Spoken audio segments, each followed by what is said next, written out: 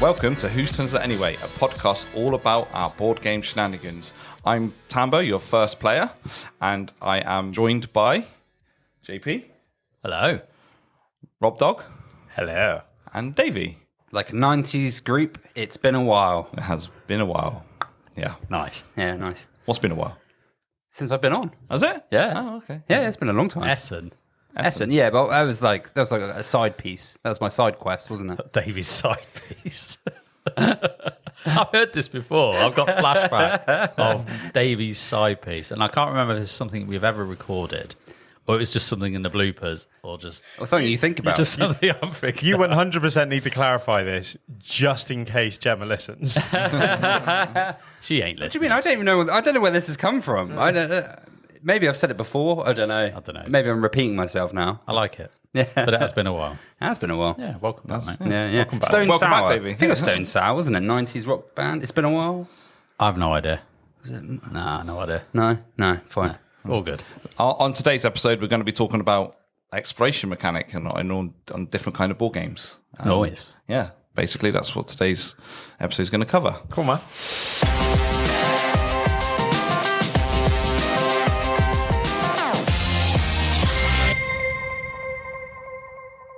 All right, then let's move on to let's talk about Hex. So what have we all been playing this week?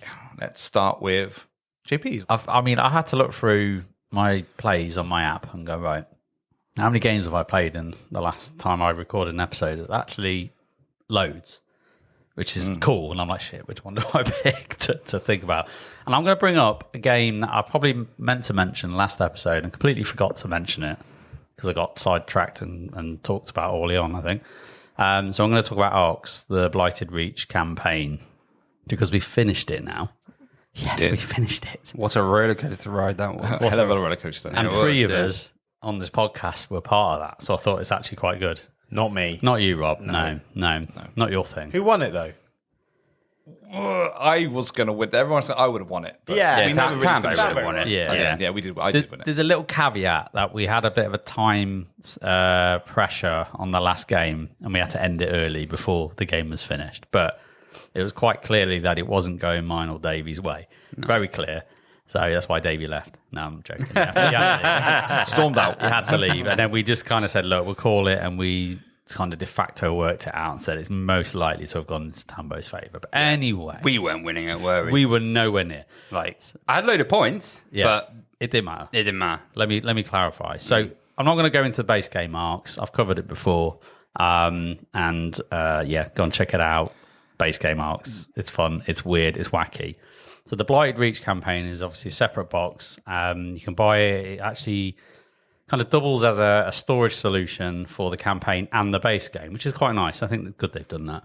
So you end up buying an expansion, which is bigger than the base game box, and then throw the base game box away, move everything into the big box, and it's all good. It's not big, but it's bigger than it.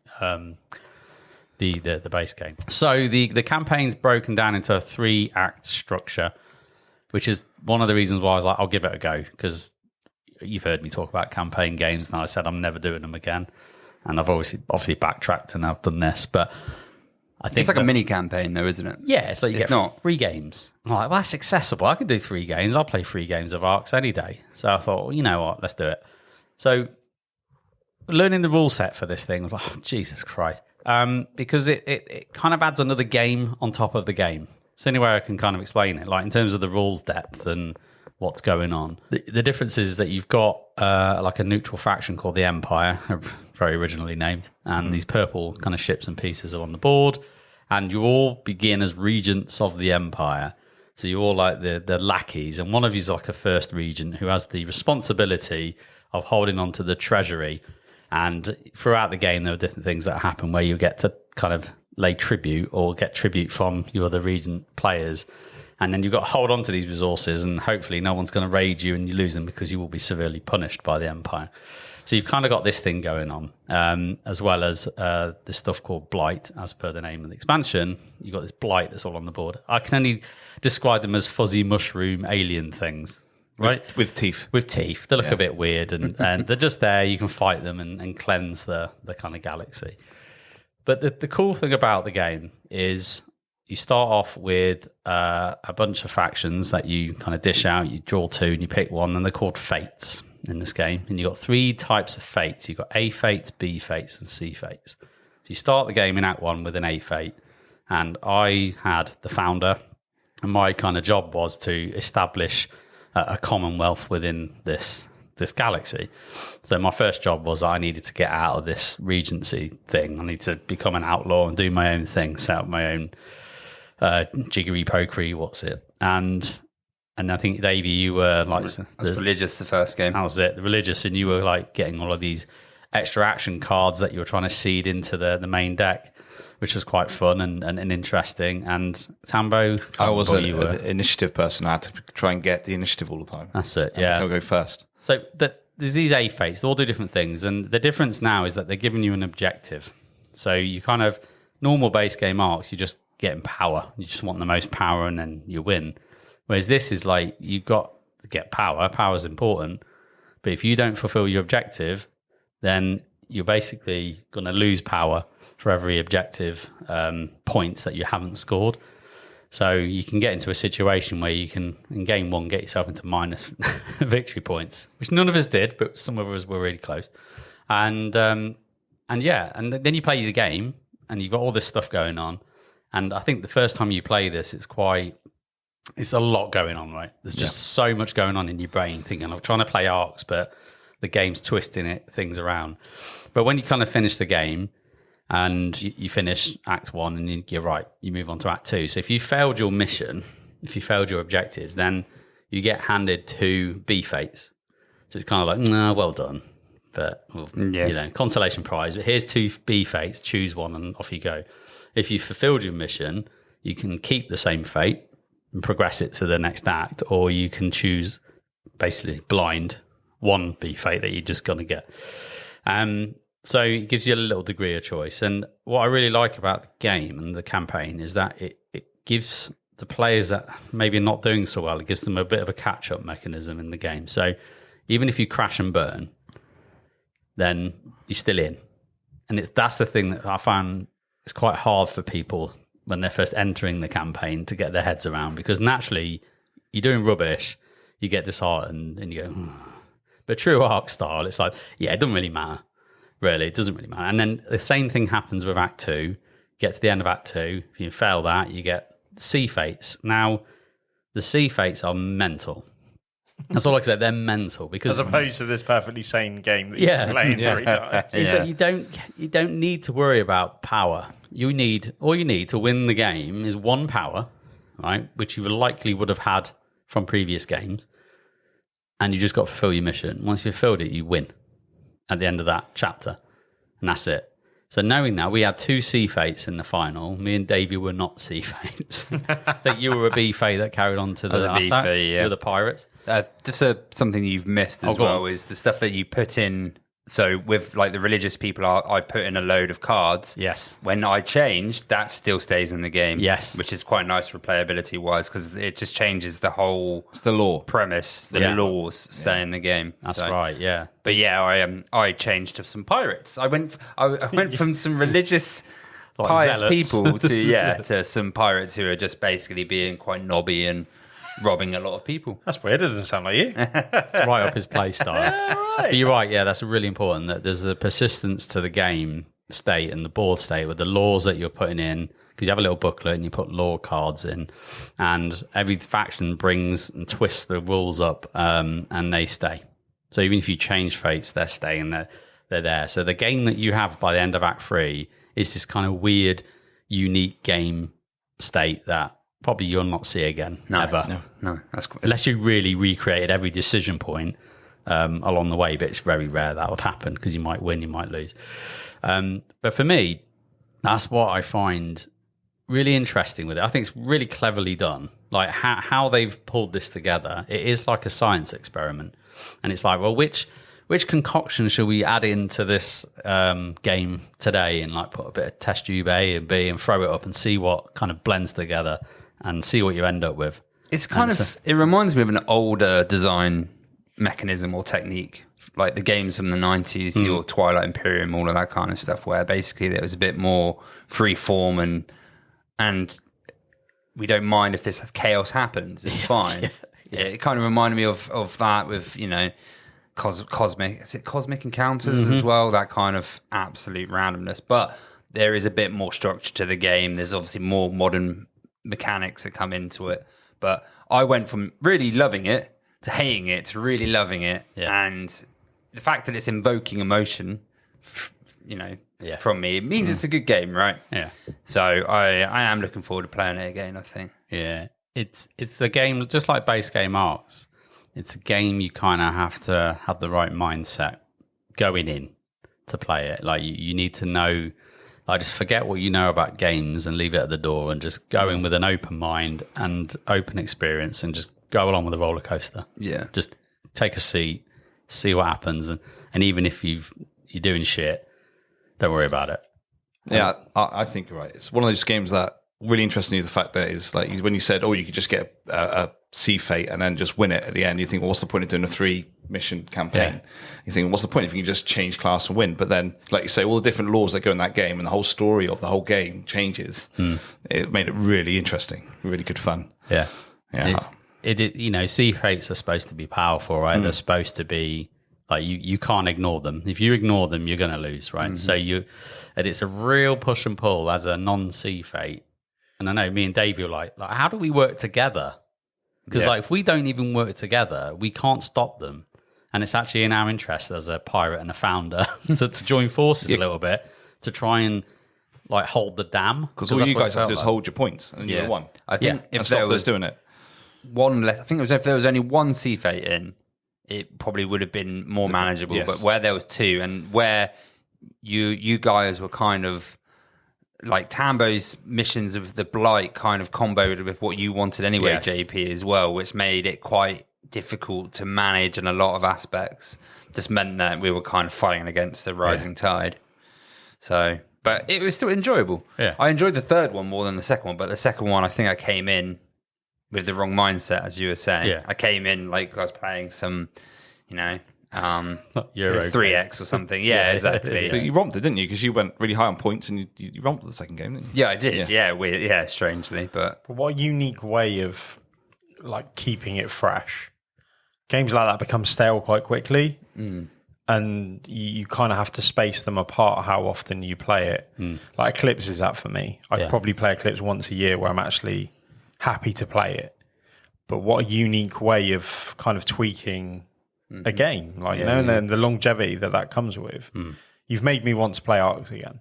It's kind of like you don't know what you're going to get in this box of tricks. And that for me is just I can't wait to sit down next and go, what the hell is going to happen? Yeah, what's the difference going to be? Yeah, how is this going to unfold this That's time? what I'm looking forward to. Yeah, me too. So I'll play the campaign again for that reason. Yeah.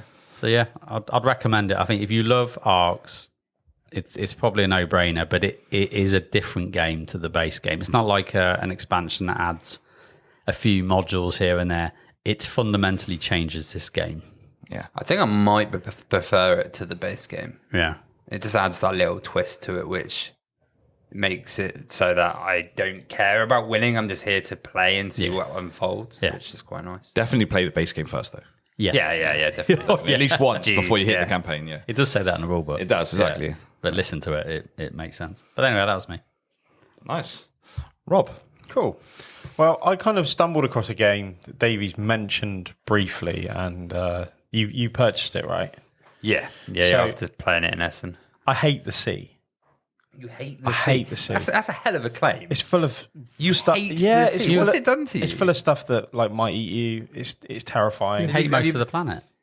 Well, you hate the outside. Did you watch Jaws first or something? Yeah. Ever since I was a kid. So, wait, no. Can I just dive into this a little bit more? Well, have you been stunned by something in the sea? No, my children have. Your children have? Yeah. And there's sharks and stuff out there. No, it's good. I'm good on land. I'm good where I'm designed to be. Yeah, but hate's a very different word to I don't like the sea. It's like, do you when you walk past, give it a little kick? Yeah, every time. I spit in it. Every body of water I see, I just walk by and but I love nature. I love, everybody loves the documentaries and stuff that they've seen ever since they were a kid. Drain the sea. I'd not drain it, but just I respect it. I have no place in it. Do you know what I mean? I'm where I'm designed to be. I'm on land. Drinking a 6-pack and Rob, chucking the can container in. Rob, it's okay to It's say you're creating scared. habitat for crabs. It's okay to say you're scared of the sea. It's Yeah, like, it freaks not me out. It freaks me out. I don't like it. Anyway, so when you said about this game, I was a bit like, oh yeah, that sounds like a fun way to spend an afternoon. And then we played it, and I'm talking about Endeavour Deep Sea, and oh my god, what a game! I can live. I've discovered everything in the ocean now. I don't need to worry about actually going to it, right? But the complex puzzle of that, and we played it a 5-player, and it's a procedural exploration game. And it's, you dive down the deeper levels that you go to. So you have to kind of upgrade your sub to be able to go to the deeper levels. And when I say upgrade it, you just need to unlock the ability to go deeper. It's not like you're chucking parts onto your sub. But you're exploring, you're trying to beat people to the kind of resources that you want. And for me, I did terribly at it. I came last, and I loved it. I would have happily played that game all day. Yeah, I loved the artwork, the style of it, the puzzle at 5 players. It was tight, wasn't it? Yeah, it was. There was basically nothing left at the end of the game, unless you'd have gotten to that very bottom level, and even then, It was still tight. I don't think there was a lot. And for me, I absolutely loved it to the point where I have been looking at buying it since we played it, even though, on my own, it would probably be quite a different experience. But I loved it. I loved the artwork. I loved the style, the simplicity of it, but the complexity at the same time. It was simple to play, but kind of the rush to be the first to get everything that you want. Oh, it was brilliant. I loved it. Absolutely loved it. It builds up nicely. So the very first round, you have like a worker, and you have your captain, and you get one worker. And when you play an action, you put a disc on. And when you put that disc on, it kind of blocks that worker. But early on, it means you're only getting 2 actions, maybe 3 if you upgrade, because you can flip them and get that disc back and do another one. But it basically means you're unlocking more workers as you go along, but everyone's only getting 1 extra, which means the first time you're probably getting 2 or 3 actions. Next time you might get 3 or 4 or 3 or 2 actions, and it just builds up. So at the end, you're getting a lot of actions, but the complexity, there's more stuff to explore, there's more stuff to do. So it slowly builds up, which is quite a nice way of doing it, I think. And the procedural rate in which it grows is for me, I get quite overwhelmed by some games, and that was a really nice progression rate. It was like, oh, okay, now I've got enough to do this. Let's go and see what this does.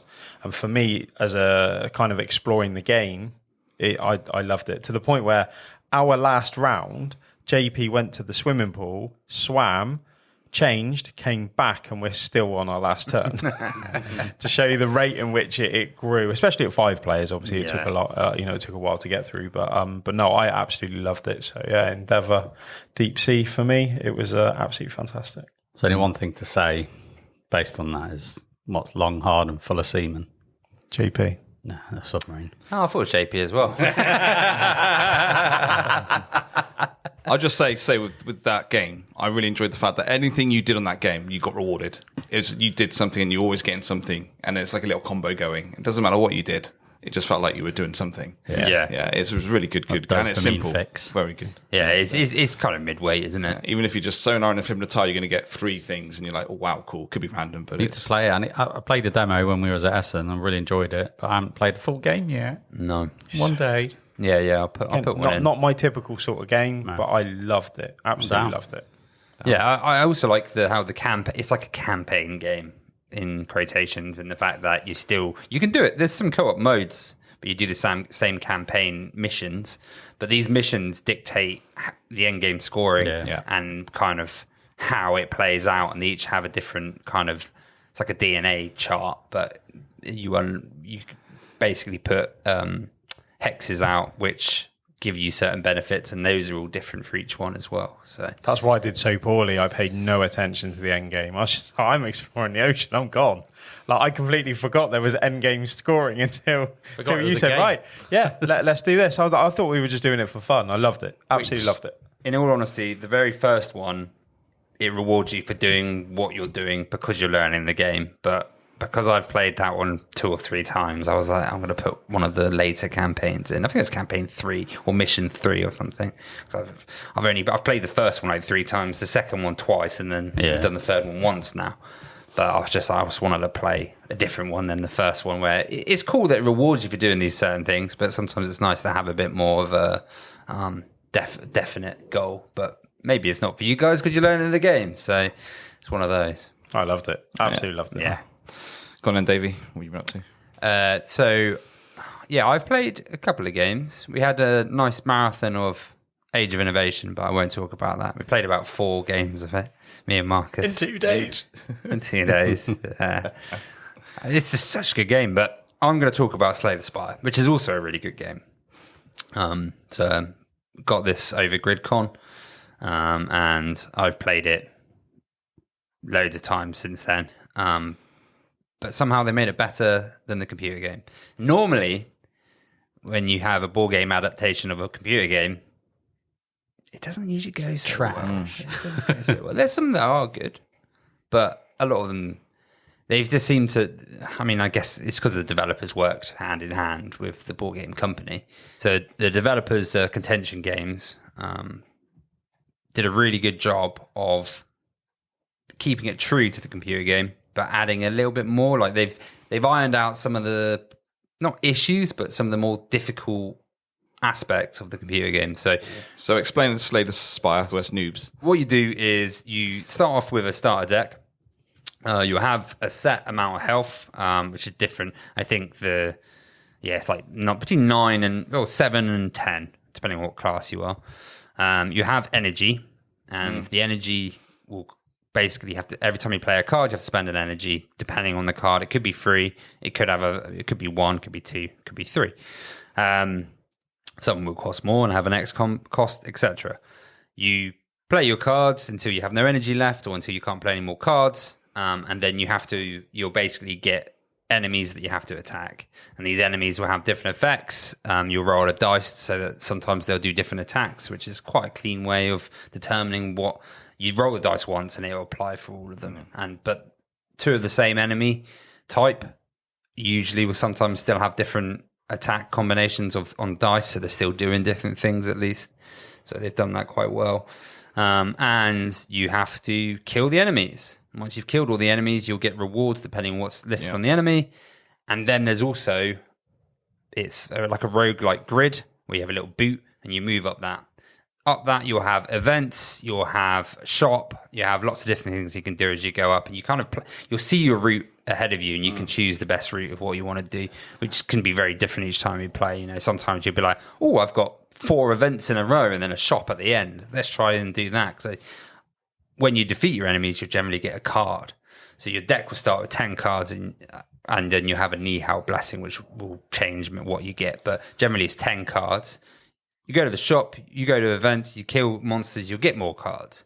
Those cards can be upgraded because they've got 2 sides. So as a standard, they give you sleeves, which obviously you can't see through, so you can flip the cards, which when you first get the game, don't take it around someone's house and go, oh yeah, we'll play this. Open it up, and then you're like, oh, we've got a sleeve as we go. And there is nothing in there but cards. Yeah. And it's a big box. But it's all sleeve now, so we got there in the end. Just play it 5 times and just sleeve as you go. It's fine. But yeah, that's kind of the game. And then at the end, you fight a big boss. I was going to say, what's the end part? You go for a boss. You fight a big boss. Right with you. And the bosses, you roll a dice at the start, and it's like different bosses. But you also unlock different versions of bosses and stuff as you go along, which is quite cool. Yeah. So it's not really like, it's not deck building per se. Right. But it's like you're constructing your deck as you go through limited options as come to you.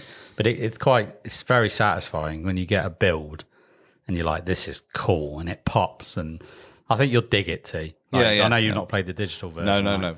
Because I was apprehensive when I played it last weekend, and I was like, I bet it is it as good as the digital version? And I agree, it's better. Yeah, it is. I agree, it's better. I had a whale of a time. Yeah. And I played Ironclad. Which is Ironclad's just my cool. standard tanky, hit hard, blocky character, and it was just great fun. Yeah. So to play it again. They've just got the co-op aspect done really nicely, where you have like a lane and you only attack your lane. No, the lane only attacks you unless they've have an ability which can attack everyone. but then you can attack other people's lanes. So if you've got enough block, you can suddenly maybe help with someone else's, and you do have to discuss what's going on because you will die otherwise. That is the new puzzle, isn't it? How best to tackle the challenge of this round. It's not even the fight. It's what do we need to do now to do this as efficiently as possible? Yeah, and it works really well because you kind of work out your combo, say how much damage you can do and how much you can split it into. So you're like, oh, I can actually do 20 damage, but it's in 3 lots of 5. Where shall I deal with this? Because it means you don't have to talk anyone through your own combo and what's going on, which would take ages because if you took it into, you just work out your best combo, what you can do with your cards, and then you go, who needs this? Where's this? And you just discuss what damage you're dealing. And it just works really well. And yeah, you unlock stuff as you go along, just like the computer game where you unlock more cards. There's room in the box for an expansion because let's face it, they're probably going to, when Slay the Spire 2 comes out, which is, I think, penned for this year, they're probably going to release an expansion and some more stuff for the board game because why wouldn't they? They'd be stupid not to. And if they don't, then I wasn't say you're stupid, but you're not. But please do. Yeah, exactly. It's just a great game. At first, when I saw it up there, I thought that's too expensive for just some cards. I'm not going to buy that. And then I remember Curly got it, and I went, "Oh, I get it now. I want it. I'm going to get it." Yeah. So Can't wait to play that. That'd be awesome. yeah, I'll bring it along for the next convention we're at. Yeah, nice. I was like, please don't be good. Please don't be I know. good. Please don't be good. I don't need it. I've got the digital copy. Please don't be good. And it's brilliant. I was like, damn it. It was so good. It blew my mind. Fair enough. What about you, T? Right, so I recently played, it was my last game when we did the full board game weekend. It was IOS Angels, or Island of Angels, sorry. IOS Island of Angels. This is a pirate fantasy game, and who needs to say more? It was awesome. As soon as I played with Joel, Claire, my brother, and as soon as Joel put it at the table, I thought, I really like this game, and I'm going to like it. So basically, IOS is an island which was covered by mythical mist, and then it gets cursed, so the mist disappears, and all the battle angels which were guarding it all turn to stone. So, and all these great big sea demons all around the island, and these new mythical places turned up, they're all cursed. And the reason, what you had to do is, so your mission as the pirates is to sail around this island and free the battle angels so they can help you fight the big sea creatures. So that was what the goal is, and it just sounds so cool to me. So already, so it's basically a worker place. I say worker placement. You've got your ship on the side, a bit like Endeavour, and you've got your whole crew is like these 4 meatballs, basically 5 meatballs, and you literally put them from your ship onto your board for your crew. So you've got your captain, you've got your first mate, you've got your treasurer, and then you've got there's an exploration person or something like that. And then you literally just put the meatball onto your board, whatever you want to do, and then you just do that action. And it's that simple. So you either put on the captain to move the ship one space, or you do the treasurer, which gives you just gold income, and that's it really. And it's quite easy, quick turns, which is nice. And then you do your secondary action on the bottom of the board, which is similar to the first actions, but not quite as powerful. But everyone gets to do one secondary action afterwards, and then that's it. That's all you do in your turn. Or you can do the chronicle action, which is when you want to release an angel, or you want to or visit or fight a big sea monster, and that. So, but it's not really fighting in it. It's more like cursed. So you get cursed a lot. So every time you sail across the sea, there's these curse points. So you've got a little. The annoying part about the game is there's like this little saw on top, which is very it doesn't connect very well. So it's kind of moves easily. So if your board's slightly bent, it's really hard. So Joel's was slightly whipped, so we're trying to connect this little saw at the top to the levels you want to go at, but it's quite annoying. But so you got a power, which is your sword fighting bar, or you got your curse. So when your power goes to 0, you flip the tile, and then you get curse. So then your curse goes up. So when you're getting your power back in, your curse goes down, and then you flip it. So on the streak, if you go cursed, at the top is where all your bad stuff happens. So your ship becomes 1 less movement, or if you get really badly cursed. But if you get your power up, you get good stuff. You get cooler stuff. So that's just the combat. So you have to have a certain amount of power to kill a monster. Yeah. But you need to unlock an angel to help you, because you have to get the stone angel token, which you spend to be able to cost of fighting the monster.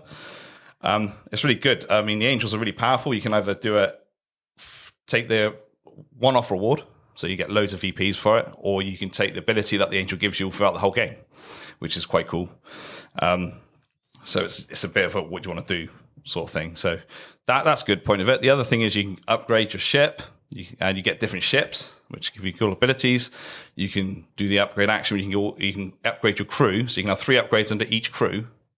And these just give you ongoing abilities and one-off rewards sometimes. And when you do something, you get something else for it. It just starts comboing really, really well, really, really fast. What else can you do? You can obviously promote your crew, so you rank them up, which makes their abilities stronger. Or you can influence your crew, which is another little block that you move up your table, which gives you just one-off quick, cool rewards. The scoring mechanism is really cool as well, because you always have your free random cards that give you first person to get 15 influence, all the races, all those sort of things to go for. Each card you play from your hand, you do have 4 cards in your hand. And every time you play a card, which gives you cool stuff, you're going to get 3 VPs for every card you played as well. So that's really cool. So everything you're doing is huge points. And no matter what you do, you're going to get points. And in the end, it's sort of like a massive add up. And it's just like, wow, that's really, really good fun. I quite enjoyed it. I mean, the artwork is fantastic. I did see the artwork when you were playing. I was like, that is a very pretty game. It just looks cool. It reminded me of the Immortals Phoenix Rising game. It reminded me of that art style where everything just looked really clean and really, really crisp, you know? Yeah. That's the kind of theme as well, isn't it? It's that kind of theme. It's the Greek mythology. Yeah, I saw it on the table as I walked past and went, oh, what's this? Because I'd never heard of this game, I'll be honest. Joel bought it the year before. Yeah, Did he? Yeah, and I think he kickstarted it, and I think he just got it when we went to Torquay the year before. Yep. So when he pulled it out, I was like, oh, you're playing this again.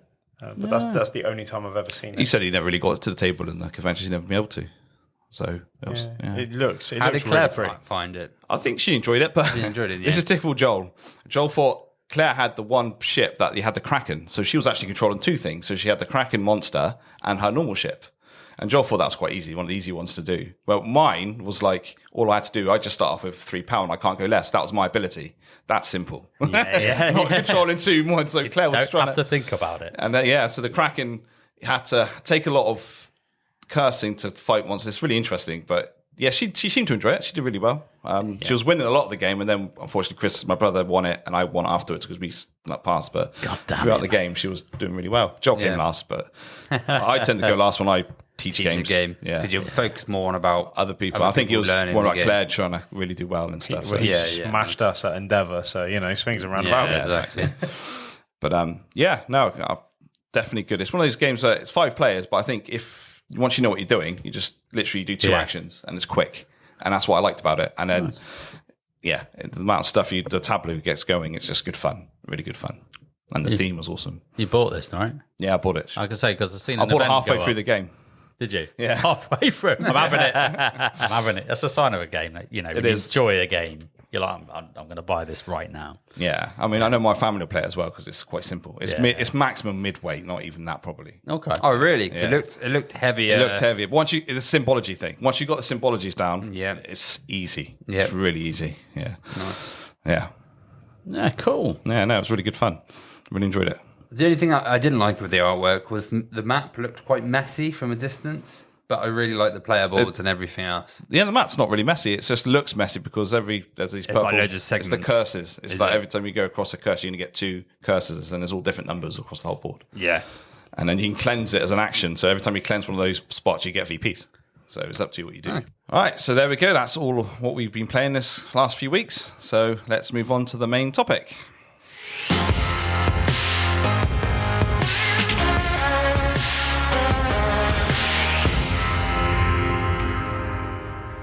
On the main topic, we're going to be taking a deep dive into exploration. Well, I say deep dive, a small dive into exploration in board games.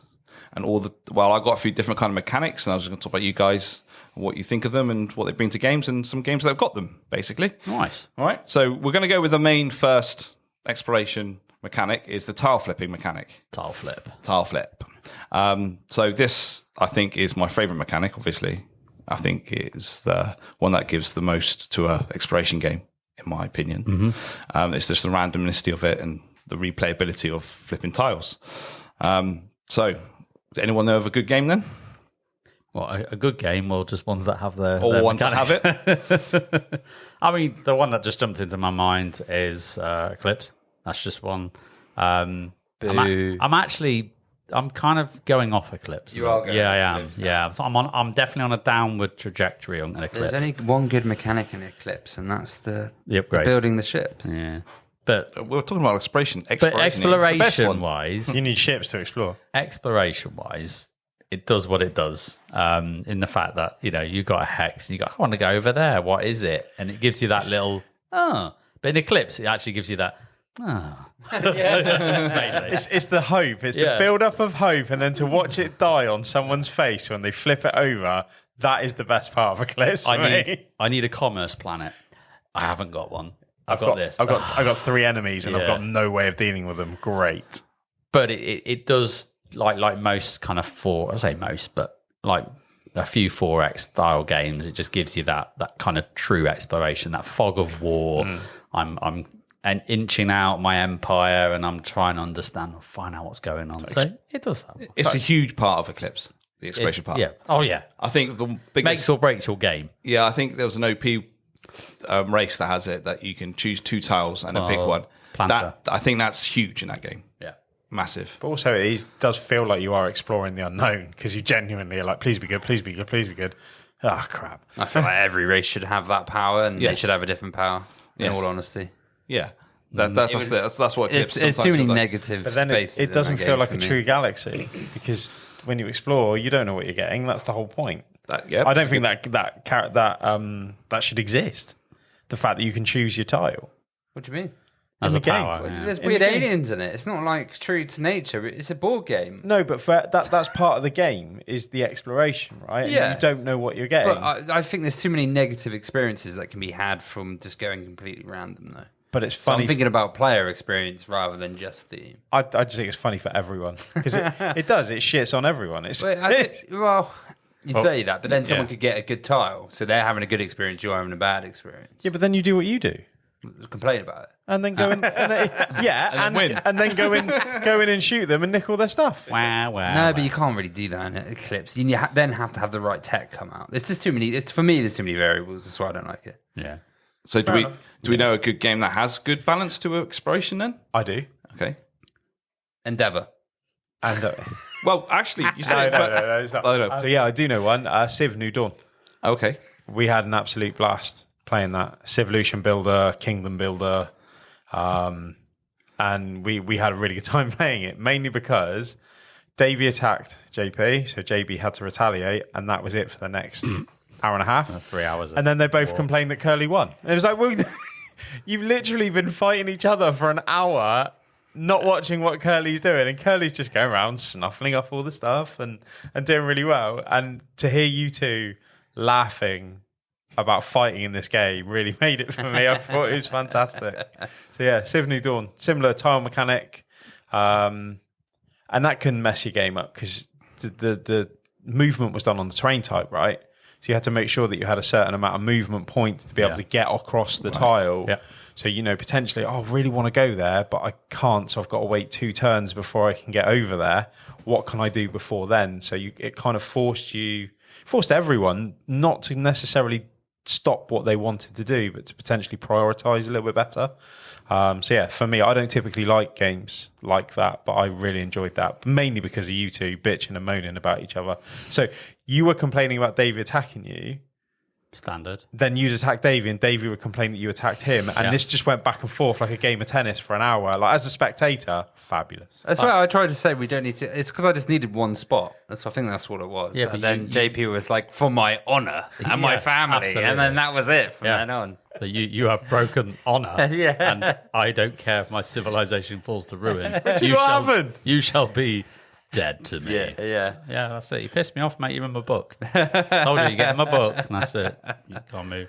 But it was just the fact that you were both complaining about the same thing, but when it was being done to you didn't give a shit when you were doing it to the other person. It was hilarious. So We have short memory. Similar tile flip mechanic, maybe not quite as punishing for the overall game because there were other ways around stuff. But Not yeah, at all, no. for me that's the better version of that mechanic. So you go off exploring to flip the tile, basically. Yeah. To expand your Empire, basically. Yeah. Yeah, except the tile is kind of a weird collection of hexagons in a very specific shape, so it kind of works. Right. But yeah, you can orient it around and fix it in. So yeah. But it's you're right. It's less punishing. Like, oh no, I've got this one. Yeah. Like, it hinders me. It doesn't necessarily set me back a lot. Do you know what I mean? It might set me back a couple of turns, but there's other things to do until I can get to that point. So, what other examples have we got? Yeah. I've got one of the OGs. Whether you call this exploration or not is another thing. Because Carcassonne, really, that is pulling tiles from a bag, flipping them, and placing them. Would you call that exploration or not? I Carcassonne. wouldn't in this sense. But that's because it's kind of... Yeah, and unless you're saying that these are already like face down. No, that's a different mechanics. Oh, it's got one for later. Yeah. There you go. So this is just literally flipping tiles. Because that's what you do in Carcassonne, right? You do. And you place tiles, and you are expanding the region by kind of exploring, right? Because you're finding new bits to a castle or finding bits that go out. Yeah, but you're not really... you are exploring. Oh, yeah, but you're not someone who's exploring. It's a great game. I love Carcassonne. It's fantastic. Yeah. I always play it. It's the old classic, but I thought we don't really talk about it, so I thought maybe I'll mention it just as what do other people think? Yeah. Because I don't think it is exploration, really, but it is that mechanic, right? Yeah. Yeah, I would say yeah. It feels more tile laying, doesn't it? It's more, but you do find cool things on the tile, and as you put, especially if you've got expansions. And then the other one's Nemesis. See, that's different. That's a different... So a different mechanic that's as well. It's a module board exploration, so you've already got your board laid out. So you've already placed it out. So this But is you're flipping tiles. from, just plainly putting from tiles. But it doesn't have to be tiles. It could be cards. Could be cards. Yeah, so I Arkham Horror is a really good one, I think. Because I played it recently, funny enough, I got into it again. So that's really exploration. You got your town laid out, and then you're playing cards and then flipping. And depends on the scenario as well, because there is a real sense of exploration in that game that you don't necessarily get in Mansions. And I don't know why, because they're the same. But Arkham Horror, the card game, you do feel like you are exploring because you're kind of thinking, please don't be bad, please don't be bad. And then it isn't, and you're like, oh, thank you. But then when you really need it to be, it's something bad happens that like messes up your whole game. But no, it does feel like you are exploring, not in regard like a galaxy expanding exploration. You are exploring like a location, like a town. Like a town, like a school, like there's one university, right? And there's one, and it does feel like you are exploring that location, which makes it feel really cool. Yeah, I thought Arkham was a quite good exploration one. Obviously, Mansions is a very good one. That's tile flipping. So anyone else? I mean, I played Under Our Sun, which is a new one I played recently. I will mention it again. I won't go too deep, but that's really exploration. And that's, again, can be very punishing or it can go really well. We've played it recently with Chris here. We played it once and we died. But then we played it again and we did really well. But it's that randomness that Davey's on about. It's just that flipping a tile. And then you've got to have the movement points and the action points to move onto the tile. And then it's all about that. But it feels like it's a very safe mechanic that a lot of games employ for either, 4X or I'm a dude on a place going to move around like Fallout does it. The same sort of thing, right? So you go there and then you flip a tile and you go, ooh. So it kind of gives you that little rush of all this, the unknown, isn't it? It's always a bit of an unknown until you learn all the tiles and then you're literally searching, you play the numbers. But yeah, so I kind of like it, but then I can quickly go off that mechanic in the same. It has its limits, doesn't it? It Once you know has a limit. You've seen those tiles. Yeah. I think and then you just keep seeing them over and over. Yeah. So it's over there now rather than over here. In some ways, they could always negate it by just having symbols on it, and then those symbols represent different things for each different scenario would be a good way of doing it, so that when you pull it, it's like, oh, it's a circle. In this scenario, that means that circle is this. Sure, it's not as clean. We're definitely playing that wrong. What do you mean? If it's that mechanic, because it'd be like, oh, when I learned to play it, that meant this, so now it means that, and then. But it means that you could keep it going rather than have a limited supply of them. It's just theorizing anyway. Clanks, a very good classic. Catacombs. Yeah. That's huge. Yeah, there's no bad. Well, it improves Clank experience. It makes it a better game for sure. Because that's the thing with base Clank is you got your map and it's fun for 5 plays, 6 plays, and then you kind of get bored of it. And you And then can they release argue, new maps. there's more maps and more maps. And you buy more maps, and I've probably got 6 of them. Yeah. But Catacombs at least just mixes the puzzle up every time. Yep. So, yeah. Yeah, it's always a good classic. All right, guys, so we'll just move on to another one then. So, like I just said, module board exploration. So you've already got your board on the table, and you've got tiles, so you flip them. But you've already got your base board, so you know where you're going. I mean, Nemesis is the great example of that one. Yeah. Is it Civolution, the one where you play the massive one, the one you played? I can't remember the name of it. Yeah. With the rocks. Civolution. Civolution, yeah. So they've got tiles and it's all board laid out. Yeah. That was a good exploration one. That was really fun. Yeah. Yeah, I love had Civolution. I had the birth rocks, and now you like the Yeah. That Help was you, Help you spawn more. have the people. jiggy. And the jiggy rock. 5 and a 2. Yeah. 5 and a 2, procreation. What about Heroes? I know we only played it once, didn't we? Heroes of Might and Magic. Yep, you're right. It does that exact thing. Yeah, which also Mage Knight. There we go. Yeah, I haven't played Mage Knight yet, but that looked like it was. Mage Knight's really good. I love it. I thought that was tile flip. Is it actually based out? Is it? Then you. Or is it tile flipping? No, Mage Knight's more exploration, but it explores from a cone outwards. Yes, Okay, but so it is it's tile based. flip. It is tile flipping. Though. Yeah, you go to the edge and go next one. Next Plonk- one, plonk yeah. it But there. you are picking tiles, but then theoretically you don't choose. You just kind of put them out. Big one is Gloomhaven. That's always laid out for you, in a way. Gloomhaven's got a set map though. That's but Not you can't- random. It's not random at all. Yeah, I suppose not. It's, no. when you flip it, it's the same thing. It's not right? even modular. It's just. Well, you don't even set. flip it. You, No. you kind of know. It's more fog of war. But you kind of, it's really laid out. You can play it laid out, and you go through a door, then you open up. Yeah, The but room. That's how I But used to play it's it. more- It's that's not it. how the base rules want you to play it. No, it's- I know that the Frosthavens can't stop that, haven't it? But yeah, it's more of a fog of war in my eyes because it is in the book. It's set that way. That tile doesn't matter because even with a lot of the other ones, when you set a tile down, when you flip it, something else could happen. They're usually variables still, like with Nemesis, etc. Yeah. Whereas they've kind of set those maps out to be a certain way. I think. Yeah, I'm struggling to think of ones that are Yeah, like it is similar. quite hard. I know there are loads. I bet there's loads. well, listeners, if you think of any, let us know because Yeah. we obviously struggle on that one. We We're probably having- have played loads, we just can't think of them off the top of our heads. a brain fart. We always go back to it. We'll go to another one, which I think is a resource-based exploration. Now, this is by going into areas that you need to specifically spend resources Yeah. to get into that area, Oh, spend resources. or just the cost to go into an exploration area. So, yeah, I like Everdale's one of them, I think, isn't it? You spend resources in a point. I played it for ages. Yeah, you got that, but like we mentioned, Voidfall. Whilst thematically, you probably don't need to spend a resource to enter a hex.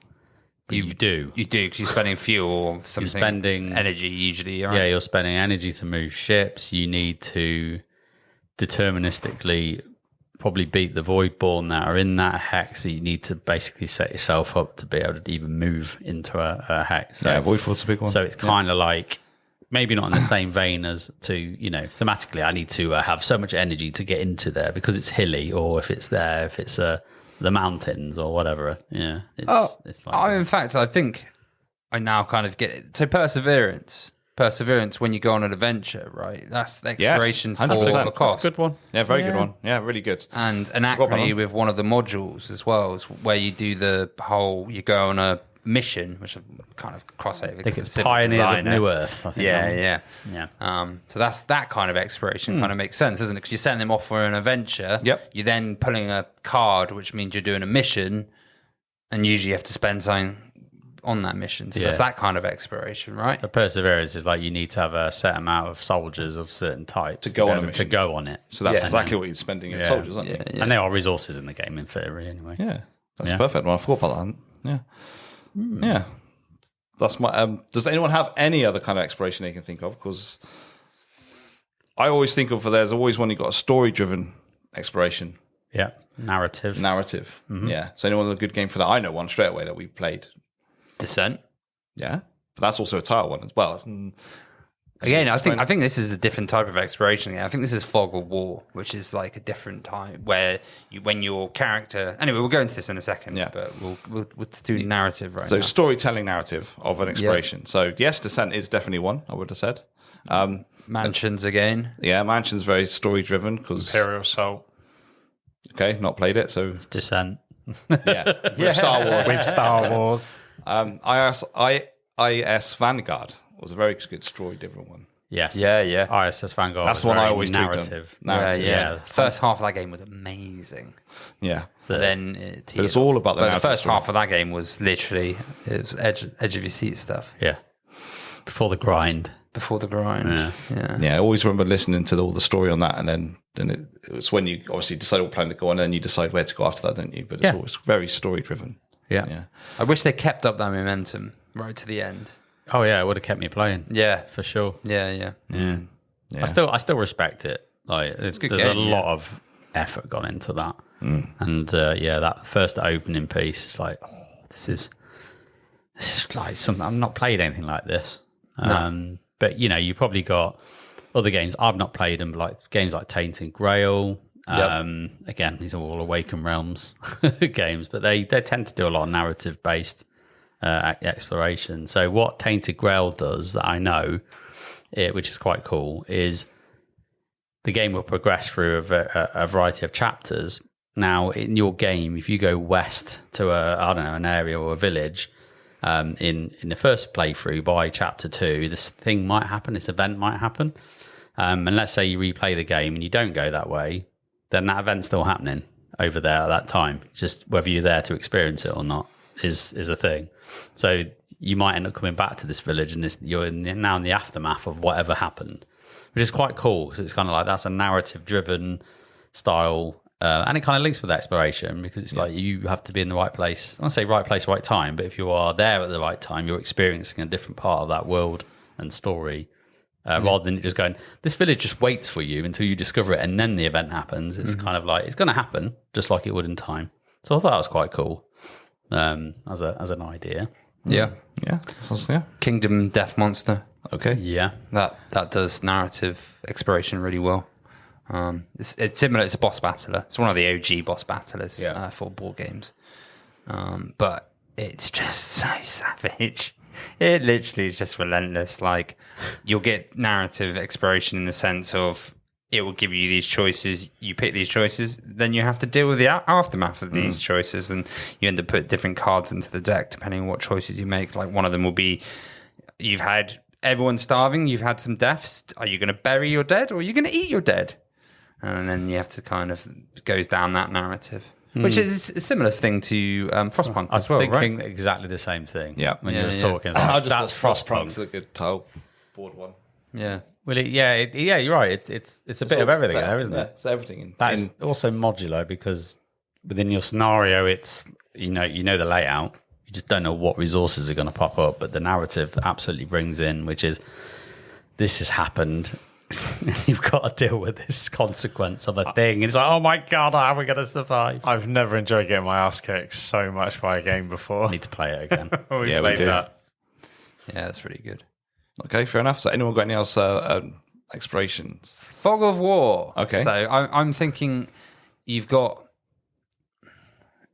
So Undaunted kind of has a Fog of War. You have to kind of work your way through it, and you only explore things that you move close to, and then you can see them, Right.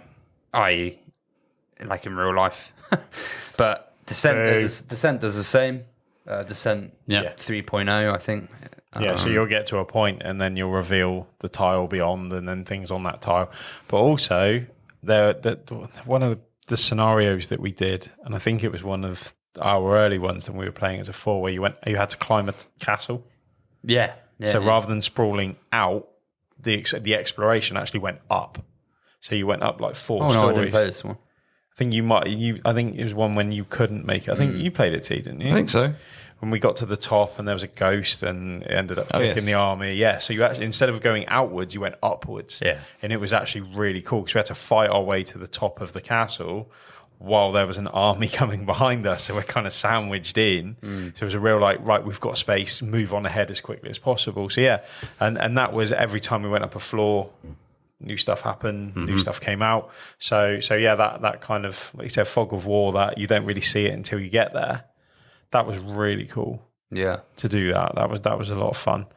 So yeah. Exploration in that game is done really well. I really like there's just objects around and you can basically try and interact with a lot of these different objects, and different stuff will happen because it's partly app driven as well. Yeah. So. We had a whole scenario where the actual middle layer collapsed on us, isn't it? Yeah. So you took the pillars away and it fell down. So it's that dramatical.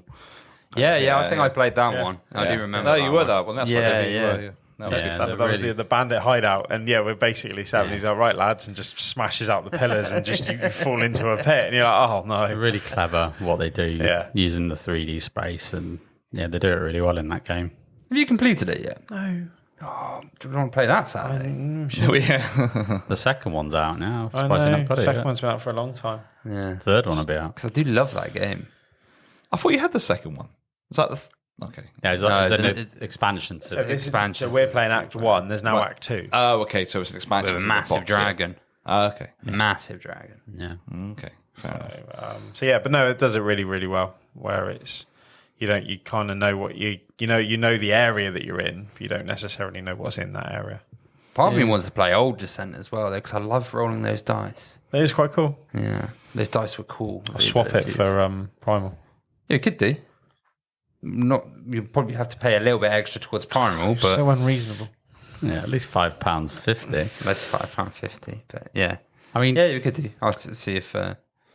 It's not Fog of War, but I'm going to go back to TI. Yeah. Right. So naturally, think TI doesn't have exploration other than what they added in the expansion, which is like you go to a place and reveal a card and get stuff. What I'm actually thinking is actually the bit before the game, and actually you could say thematically, your little scouts are exploring your kind of corners of the galaxy, the way that you're drafting those tiles and you're setting the galaxy up, which, let's face it, is the game before the game, right? Which is it's a big part of the game. Bastard. You've discovered it. Yeah. Even though thematically it's not, I've discovered a supernova and it happens to be right near your sector, and then you discover something that happens to be near mine. But it's kind of got that weird exploration kind of factor, sets it up as you go. Even though we don't ever really play it like that, it's more, you've got this. But I just thought I'd throw it in. It's something that's a bit different.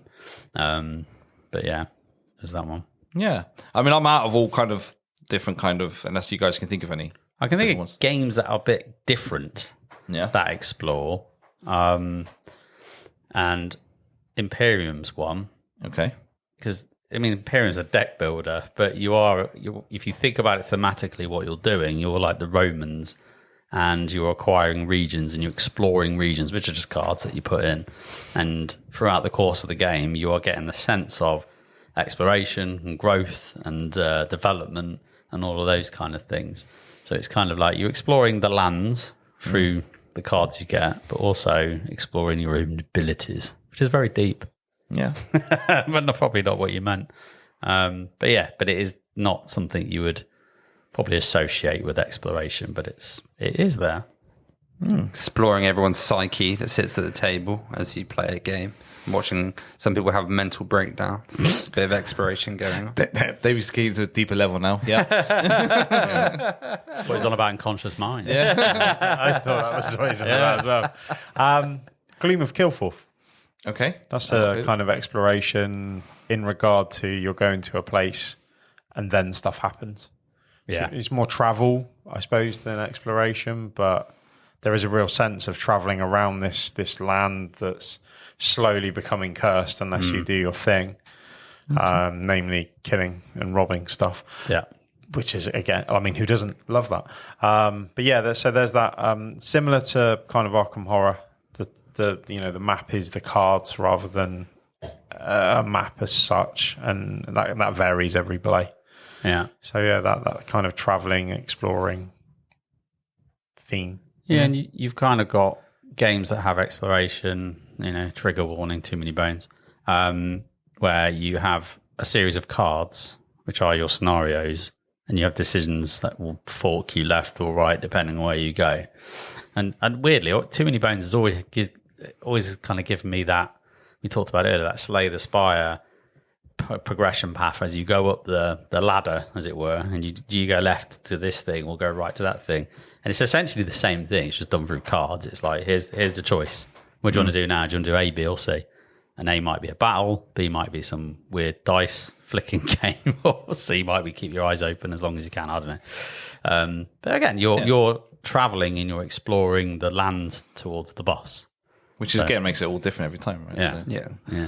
They took that from Gloomhaven, I think, because you used to have those events when you went out to the place Town beforehand. event and town the event, road and event. then road event. Hate those road events. Oh, do you? Yeah.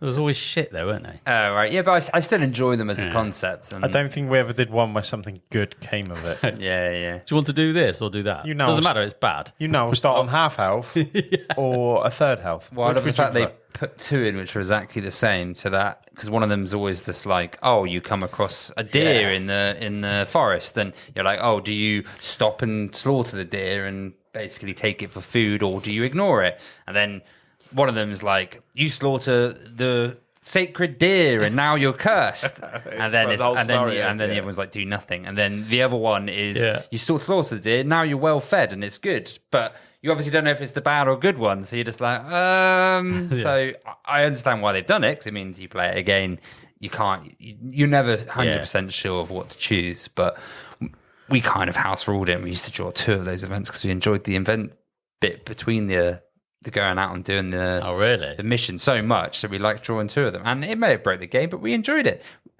Whatever. Yeah, exactly. JP, house rules. And at the end of the day, why else do we play games if not to enjoy ourselves? Yeah. It's not like something that necessarily broke the game. There seem to be so many of them that you wouldn't have seen them all anyway. And it was probably for replays, which we weren't going to replay. House rules I have more of a problem in Euro games than I do for narrative-based exploration. Because at the end of the day, will it break it? Oh, I doubt it. It probably just adds a bit more fun factor. You end up seeing more than you probably should have, because it takes away some of the replayability, but it's such a long game, you're not going to see all of it anyway. They don't have the time to play it again. But in a Euro, it's like you've just messed with the formula in Excel. It's just going to fall over. It's going to So anyway. And JP's no Excel champion, so... You shouldn't need house rule engines. Yeah, the Excel Championship. The Excel Championship, where they all run out and it's like an e-sport. E-sport, yeah. Excel Championships 2025. The commentator is the best thing. Like, he's basically just did this calculation and moved a box, and the guy's like, "Oh my god, did you just see that? Oh, he's done it! Look how smart he's just done a VLOOKUP. Oh my god, that's the most amazing thing I've ever seen." Yeah, it's weird. But I'm kind of digging it. I think they get like 50 quid as well. The winner. They get a free license of Office 365. Well done, Excel Championships. Okay, so I think that's kind of had a little bit of a dive into exploration in games. They are my favourite types, I think, exploration games, in my personal opinion. Yeah. I know you like a good Euro, Davey, but the exploration thing in games, I like. Yeah, definitely. I love it as well. I think, it always wins it in a game for me. Yeah, if it's done well, and there's so many games that do it, but some do it better than others, right? But if it's done well, you can really just put yourself in that world. Yeah, a sense of going on an adventure. Absolutely. Yeah, definitely.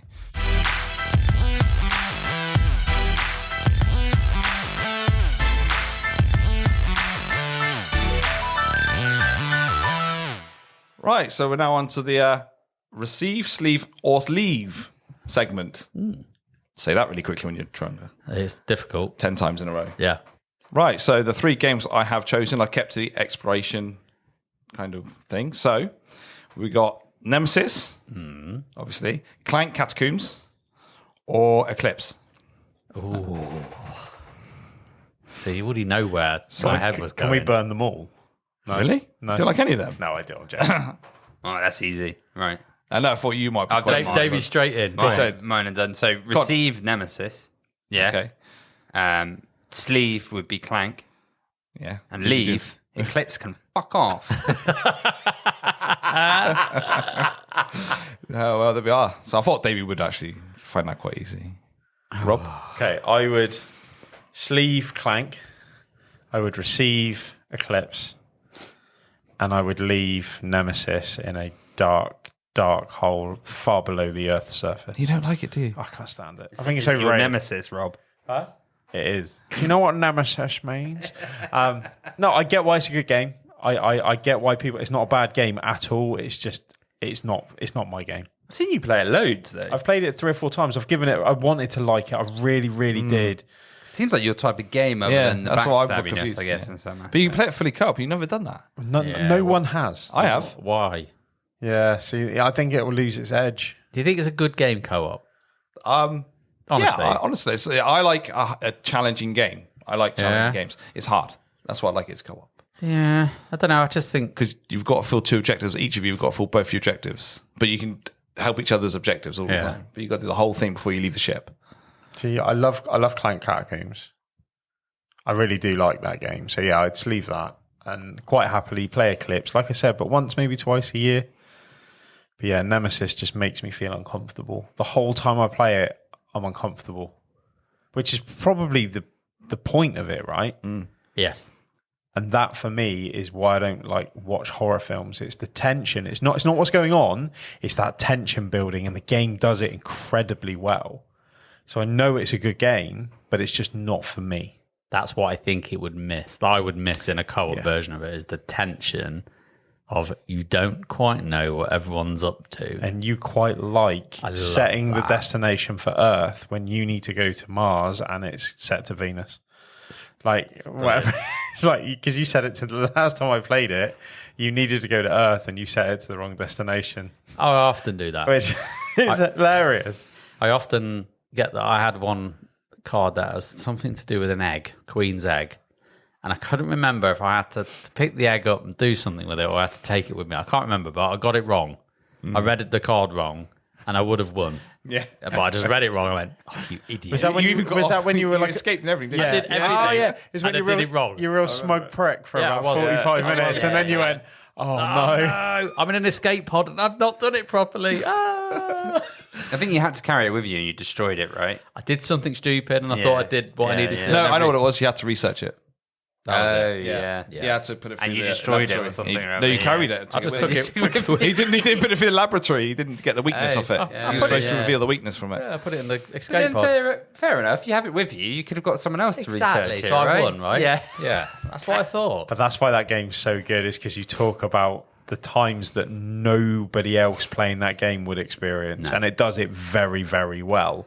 I think this is tough for me because I had Nemesis and now I don't. Right? I've got Clank and I'm like, it's all right. And Eclipse, I'm going off. So it's like, where do I land? So I'm going to say leave Eclipse because I think probably in my mind and heart of hearts, that is probably going to leave my collection soon. So Tambo's like rubbing his little hands because I know he'll probably want that. So it's then receive, or I probably would sleeve, weirdly, Nemesis, even though I have sold it. And again, I've sold it not because I think it's bad.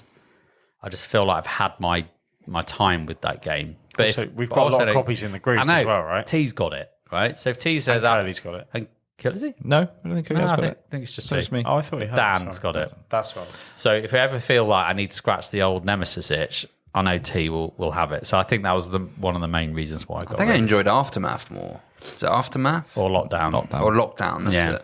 Yeah. I like the mechanics in Lockdown more, Yeah. but the theme of the original is better. So it's kind of like, it's weird, but that game is thematic, right? So it really, really carries through. So yeah, so I'd sleeve Nemesis and I'd receive Clank. Because I'd be happy to receive it. Or Clank Catacombs, but yeah, I think that's where I'd go. That's fair. Yeah. Is what it is. So I love all these games. So this is really hard for me. Yeah. So I'm going to sleeve Nemesis. I will receive Eclipse because I love Eclipse. What from me? You realise why I brought this up now, right? And then Nicely played. yeah, thank you. And then I'll leave Clank. I played it loads now. I like Clank. I love it. But if I have to leave one, I have to be Clank. I think out of all those three. Wrong choice. Yeah. It's my episode, mate. It's the right choice. That was a good one, actually, because that had to make me think. Like, Davey was on it. He knew Yeah, straight you know, away. yeah. I thought Davey would when I chose those. I had to think about that. So that was a good one.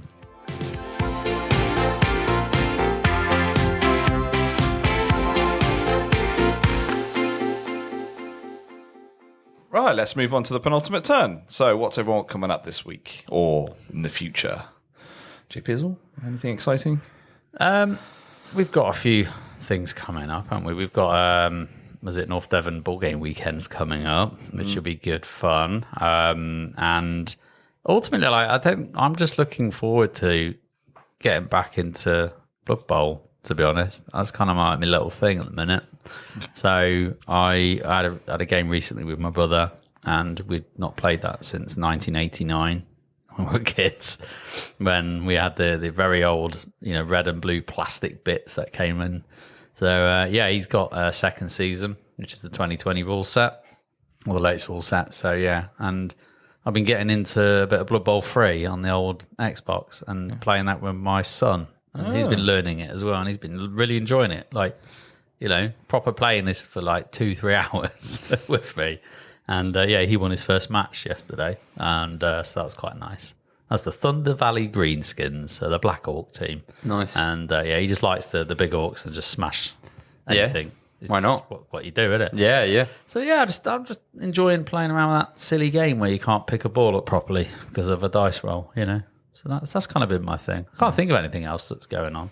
I've played so many games recently. My brain's mush, to be honest. It's just soup. We've booked in an impromptu Too Many Bones game on Saturday. Oh, very nice. So I know we talk about that game a lot, but I actually hadn't played it for a very long time. And then we kind of got out quite late at the 12-hour board game event and loved it. So me and Chris failed the final boss. So we've got a redo over it, and I think Davey might be joining us as well. So it should be good fun. Maybe, hopefully, JP looks nicely upon this gaming and blesses it with a couple of characters that I don't own. Blesses it with his bones. Yes, you can have my bones anytime. Then that'll be it should be good fun. So I'll give you Picket, Patches, Tantrum or Boomer. Which one do you want? Thanks, mate. Although 2 Boomers, I think, would break the game. I think 1 Boomer breaks the game. Yeah, having 2 would be quite good fun. But yeah, if we don't mind, like pinching a character or 2, that's fine. Then yeah. So Too Many Bones. Nice for me. Good stuff, Davey. So, cardboard wise, it's quite hard. I've been spending too much time in my tech dungeon. I've just upgraded my PC, so I've spent a lot of time playing Kingdom Come Deliverance 2 at the moment, and Monster Hunter Wilds comes out soon. So I probably won't get much board gaming. No. In. If I was going to play anything, it's probably going to be Primal. But that's going to be an announcement coming up. So I've got to love a bit of Primal. But yeah, Monster Hunter Wild. So I'm going to be slaying lots of monsters, really. Playing Primal and playing Monster Hunter Wild. So yeah. Cool. Yeah. Sounds good. Yeah. Sounds good. I've been upgrading my basically PC room so that I've got like a theme running throughout it, and just bought a nice desk mat that goes along with a Ducky 3.1 Pro keyboard, and just been doing loads of tech upgrade nerd shit. Fair enough. Yeah. Nerding. It's the same nerd shit. It's just different topics. Yeah, it's just It's just another column, isn't it? it is. Yeah, Just a different column. just another hobby for me to have. But but it's just another rabbit hole to go Much down. to Gemma's dismay. Yeah, we've got another fucking hobby. Yeah. To be fair, you did sell one hobby to fund the other. I have. Yeah, I've sold all my Warhammer pretty much, but Gemma's had to do it because I started getting it out and going like, oh yeah, look how cool this. Oh yeah, I think I might keep this. And it's like, no. I was like, I think you're gonna have to go through it, Gemma, and I'll tell you what armies. Because as soon as I get an army out, I'm like, oh, I should play this army. I haven't played it in like a year and a bit or something, so I just need to get rid of it. But as soon as I start doing it, I'm like, oh yeah, I could finish to this. I won't finish painting in it, and I won't finish the army. But my mind starts going, oh yeah, I like these for a reason. I'll start looking at the rules online and see if they've got new rules sets. So then it's like, no.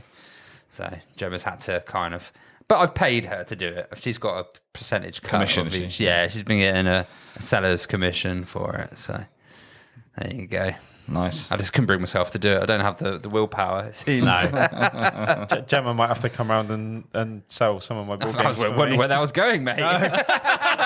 If she's good at selling stuff, like she might need to come around and have a look at my game collection because I can't seem to let go of any of them. Yeah. I send around. That's fine. Fair one. Over to you, I'm Sam. ignoring it, yeah. How about you? What are you getting up to? Not much really. I've got iOS on Friday with Curly and Becky. Hopefully that still goes. And I'm going to play it again with the family on Sunday. So I'm looking forward to that. That'd be good. Twice in a row. Are you bringing the chocolates or are you putting the romantic music on in the background? I'll put the romantic music on the background. It's Valentine's Day they're playing, so yeah. I was never doing the chocolate. They expect the healthy eating or something. Yeah, they are. Yeah. So I don't want to do that. That'd be mean.